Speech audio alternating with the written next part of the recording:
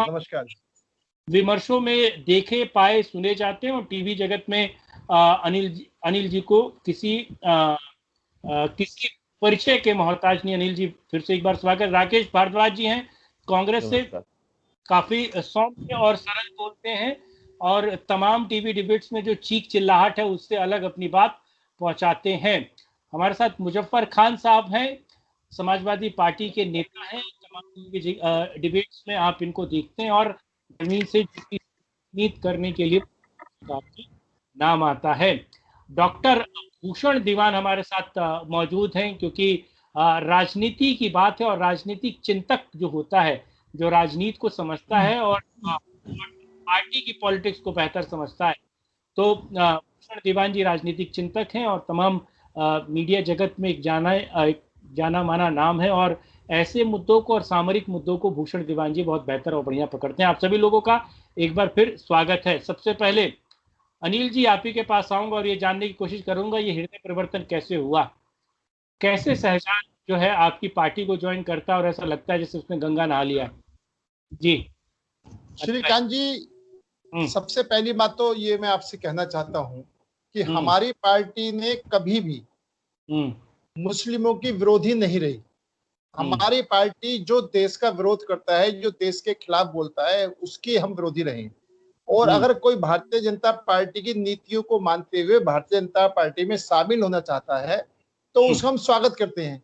और मैं एक बात और स्पष्ट कह देना चाहता हूं कि कानून अपना काम करेगा।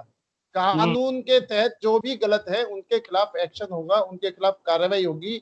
कोई उस पर बीजेपी में आना या नहीं आने से उसको कोई सेफ्टी नहीं मिलने वाली। अगर कानून के हिसाब से जहां भी उसको गलत है, उस गलत को उसको सजा मिलेगी। कानून अपना काम करेगा। इसलिए अगर कोई भी, या आज जो इन्होंने कांग्रेस ने, समाजवादी पार्टी ने, अन्य विपक्षी दलों ने मिलकर के जो एक मुसलमान भाइयों के अंदर जो गलतफहमी पैदा करी है, आज वो उस बात को समझ रहे हैं कि मोदी सरकार ही एक ऐसी सरकार है जो पूरे देश के हर व्यक्ति का ख्याल रखती है। चाहे उन्होंने ये देखा कि अगर आरक्षण का मामला हुआ तो 10% आरक्षण दिया तो उसमें कोई धर्म और जाति को नहीं जोड़ा। जो देश का गरीब है, वो किसी भी धर्म का है, किसी भी जाति का, उसको आरक्षण लाभ मिलेगा।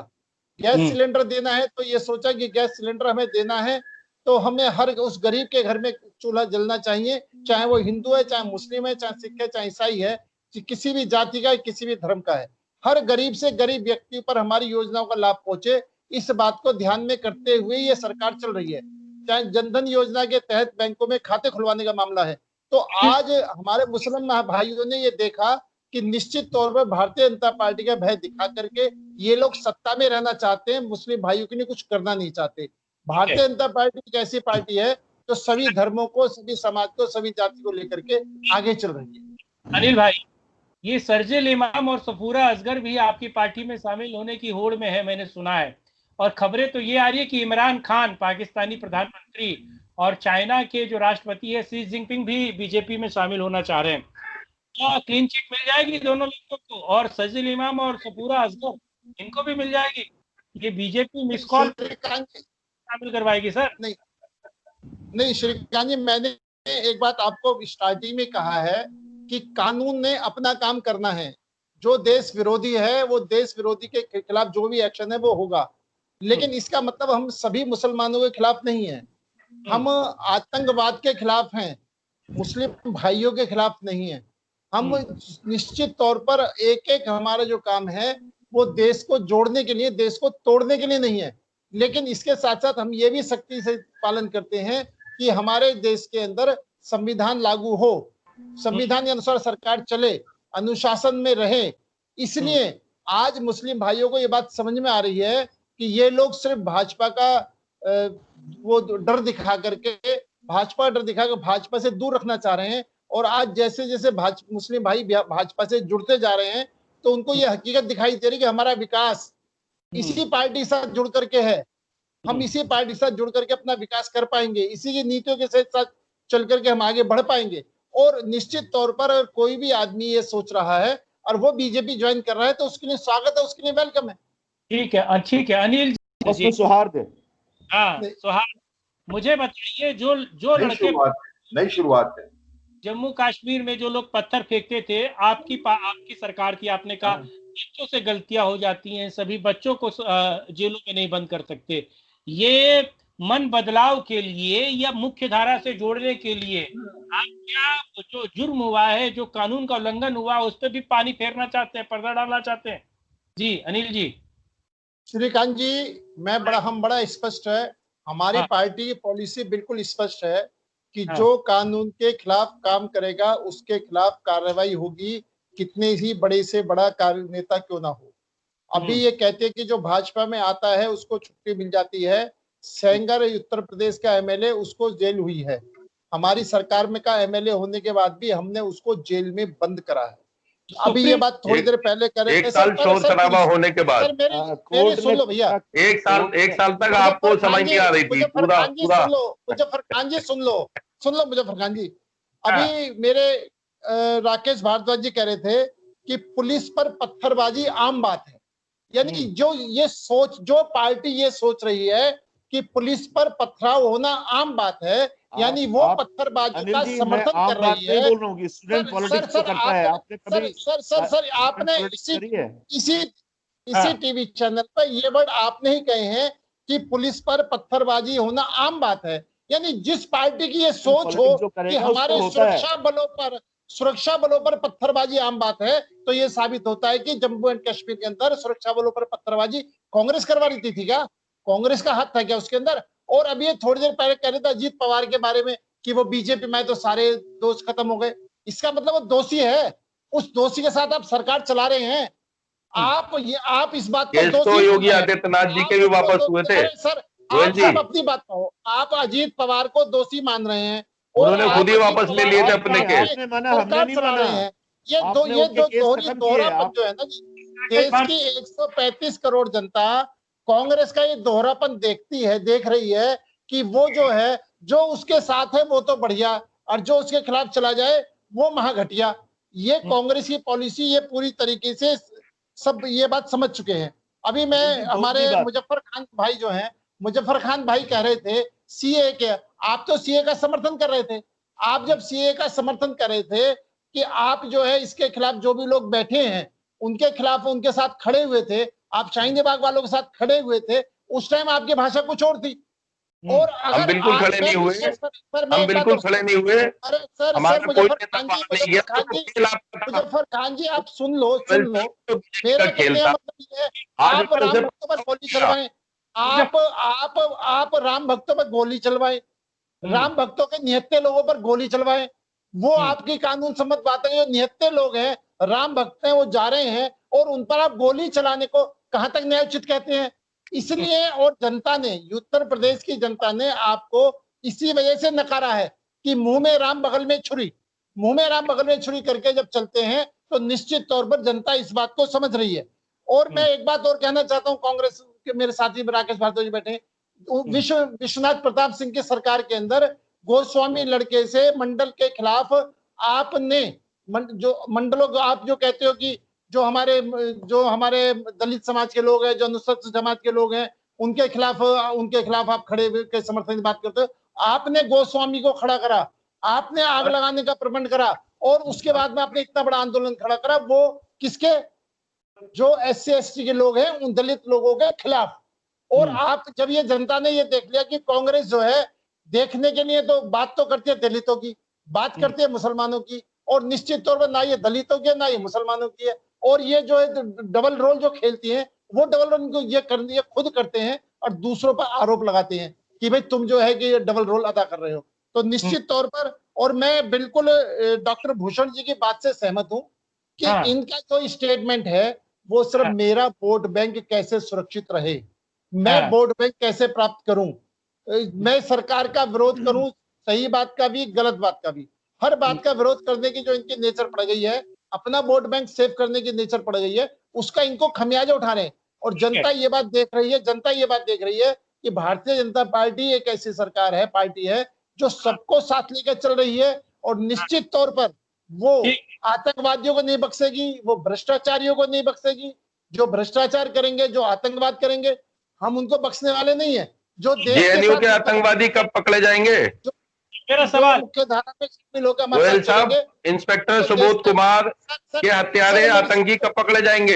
अरे सर, उनकी जमानत पे बाहर आते हैं, आप ही के कार्यकर्ता उनका फूल मालाओं से स्वागत करते हैं। योगी आदित्यनाथ के ऊपर 150 से ऊपर केस बने हुए हैं, उन केसों को कब खोलेंगे दोबारा से? ओखला के अंदर जब इनकाउंटर होता है, ओखला के अंदर वहां पर जो हमारा पुलिस का मारा जाता है, आप उसके खिलाफ स्टेटमेंट देते हो, आप उनके खिलाफ जांच बैठाने की बात कहते हो। आपने तो निश्चित तौर पर 10 लाख रुपए उनके आप कोर्ट की बात नहीं मानते। सुप्रीम कोर्ट का फैसला आपने तो कोर्ट का फैसला आपने है। सरकार आप मतलब सबसे बड़ी बात राकेश जी, आप बोल रहे थे, मैं सुन रहा था, मैं बोल रहा हूँ, आप इसलिए नहीं सुन पा रहे हो कि आपको जो है पोल पट्टी खुल रही है। आप कोर्ट की बात मानते हो, सुप्रीम कोर्ट के आदेश को आपने पलटा, सुप्रीम कोर्ट के आदेश केस के अंदर, तो निश्चित तौर पर कथनी में अंतर है, कथनी करनी में अंतर है, और उस कथनी करने का जो है वो जनता ने जवाब दिया है। ठीक है अनिल गोयल जी, एक मिनट, अब मेरी बात सुनिए। मैं पहले आप सभी लोगों से अनुरोध करता हूं, क्योंकि इस माध्यम में दो व्यक्ति एक समय पर बोलते हैं तो दोनों में से किसी की आवाज नहीं आती है, तो कृपया एक दूसरे के समय पर मत बोलिए, मैं बार बार रिक्वेस्ट कर रहा हूं। और मुजफ्फर खान साहब, मैंने इसलिए जी गोयल साहब को बताइए झूठ ना बोले, हम नहीं बोलेंगे, आप अपने यहाँ तो सच बोलते हैं। झूठों को गिन लीजिए, इनके समय पर, अपने समय पर इन झूठों को बोलिएगा। अब अनिल साहब, आपसे मेरा एक सवाल है। अनिल साहब, आपको पता है तकरीबन 100 दिन के आसपास तक जो है दिल्ली में ये प्रोटेस्ट होता रहा, 100 दिन के आसपास। आप लोगों ने, पॉलिटिक्स में सभी हरिश्चंद्र के ही औलाद है। हाँ, गृह मंत्रालय होने के बावजूद आपके हाथों में, आपने उन प्रोटेस्टर को हटाया नहीं। आपने कहा नहीं जी लोकतंत्र है, लोकतंत्र है, लोकतंत्र है। और आज जब शहजाद आपकी पार्टी को ज्वाइन करता है तो ये लोगों का जो शक है, और तमाम लोग इस बात को कह रहे हैं, कहीं ना कहीं आप लोगों का एक मूक समर्थन था, इसे फंडिंग नहीं कह सकते, लेकिन मूक समर्थन था एंटी सीएए को, ताकि आप दिल्ली की राजनीति और दिल्ली में जो चुनाव था उस पर कुछ बेहतर कर पाए। मैं ये नहीं कहूंगा कि सरजील इमाम, सफूरा असगर, इमरान खान और चाइना के राष्ट्रपति कब ज्वाइन कर रहे हैं आपकी पार्टी को, ये पहले मैं कह चुका हूं, लेकिन कहीं ना कहीं शक और शुबा आप पर भी उठता है। जी श्रीकांत जी, सीएए हम लेके आए, और सीएए के खिलाफ हम लोगों को इस्तेमाल करेंगे या उनको करेंगे, ये तो 100% सपने में सोचने वाली बात नहीं है। हम तो सीए को लेके आए हैं, और हमने सीए के विरोध में इतना जबरदस्त विरोध झेला है, इतना संयम से काम लिया है। वो अगर हम वहां पर कुछ करते तो कहते कि वहां पर महिलाओं के साथ मारपीट कर रहे हैं, महिलाओं को उठा रहे हैं, वहां पर जो है किसी कीमत पर ये लोकतंत्र का गला घोट रहे हैं, लोकतंत्र की हत्या कर रहे हैं। आप विपक्षी दल जो है, विपक्षी दल तो एक पूरी योजना के साथ काम कर रहा है कि सरकार के कितनी भी अच्छे से अच्छे काम हो, उनमें कमियां निकाल करके, और उस कमियों को निकाल करके उनको सड़कों पर ला करके देश की स्थिति को खराब करा जाए। ये भारतीय जनता पार्टी है जिसने कांग्रेस के भी अच्छे काम की तारीफ करी है। ये भारतीय जनता पार्टी कोई भी सरकार हो, अगर वो अच्छा काम करती है तो उसका समर्थन करती है, और जो विरोध का अच्छा काम देखते है उसका विरोध करती है।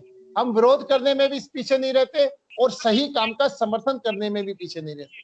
तो इसलिए हेलो, सुबह आर्टिकल पढ़ा था, उस आर्टिकल में एक चीज क्लियर थी कि कहीं ना कहीं बीजेपी दिल्ली में जो पोलराइजेशन करना चाहती थी, करती थी, वो पोलराइजेशन हुई नहीं पोलराइजेशन, इसीलिए बीजेपी सत्ता में नहीं आ पाई। अब ये शक बिल्कुल क्लियर होता सा दिख रहा है। चलिए मैं आगे पहुंच रहा हूँ जी। मैं श्रीकांत जी, एक ही लाइन में मैं कह रहा हूँ, देखो विपक्षी दलों को कुछ भी सोचने का अधिकार है। अच्छा सोचेंगे जनता स्वीकार करेगी, निगेटिव सोचेंगे तो जनता बहिष्कार करेगी। ये इनका अपना सोचने का विषय है। ठीक है धनोज जी।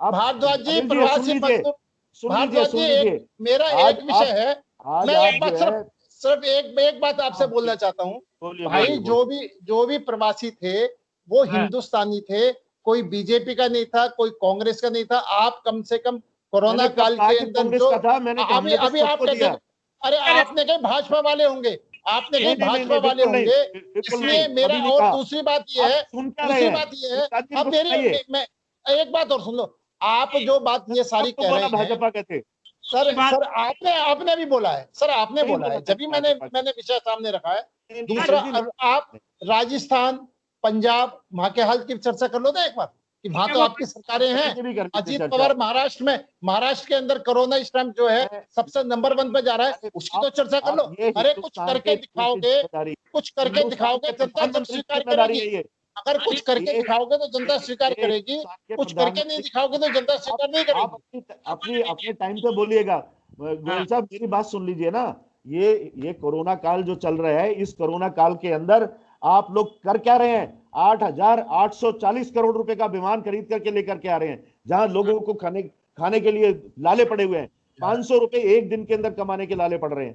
सर महाराष्ट्र में क्या करो? महाराष्ट्र, अरे महाराष्ट्र हिंदुस्तान का हिस्सा है, पार्ट ऑफ इंडिया। महाराष्ट्र क्यों नहीं संभाल रहे हो? आप राजस्थान क्यों नहीं संभाल रहे हो? आप पंजाब क्यों नहीं संभाल रहे हो? आपसे संभल नहीं रहा है और आप आरोप लगा रहे हो।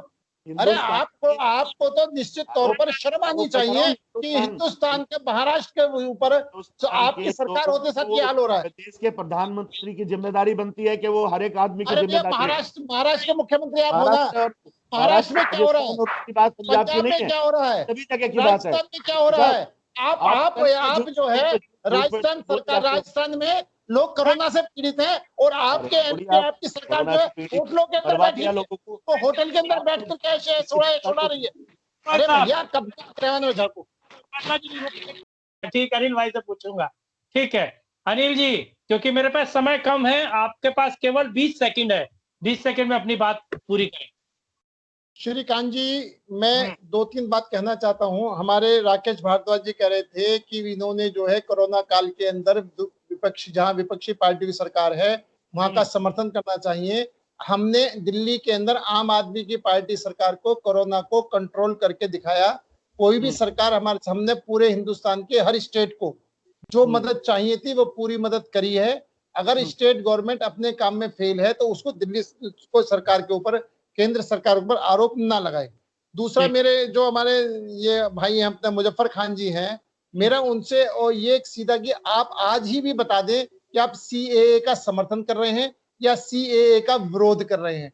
आप कहां पर खड़े हैं, आप अपनी स्थिति स्पष्ट करें जिससे कि जनता उस बात को समझेगी।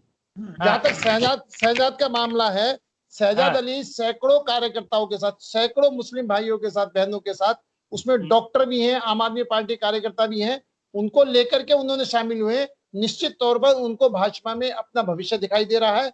उनको भाजपा के अंदर ये दिखाई, भाजपा देश का भविष्य, देश का विकास करेगी, इसलिए वो इसके अंदर शामिल हुए हैं। अभी मेरे से भाई ने कि गद्दार कौन है, मैं कहता हूँ गद्दार वो है ताहिर हुसैन, जिसने वहां पर दंगा कराया, और वो ताहिर हुसैन आम आदमी पार्टी का नियम पार्षद। और केजरीवाल ये कहता था कि जो जिस पार्टी का नेता दंगों में पड़ा तो उसके सीनियर नेता को सजा मिलनी चाहिए, आज केजरीवाल जी को सजा मिलनी चाहिए। मैं ये कहता हूँ गद्दार वो हैं जो देश के खिलाफ बोलते हैं, गद्दार वो हैं जो आतंकवाद करते हैं, गद्दार वो हैं जो उपद्रव की बात करते हैं, गद्दार वो हैं जो सेना का मनोबल तोड़ते हैं, गद्दार वो हैं कि जिनकी भाषा जो है विदेशी लोगों, विदेशों में उनकी भाषा के सारे देश की छवि को खराब करने की कोशिश की जाती है, वो लोग गद्दार हैं। इसलिए उन सबको गद्दारी की परिभाषा स्पष्ट है और कोई नहीं बख्शा जाएगा जो गद्दार होगा। व्यक्ति गद्दार की, उनकी भाषा, उनकी जो विचारधारा है, उस विचारधारा को ठीक करना है।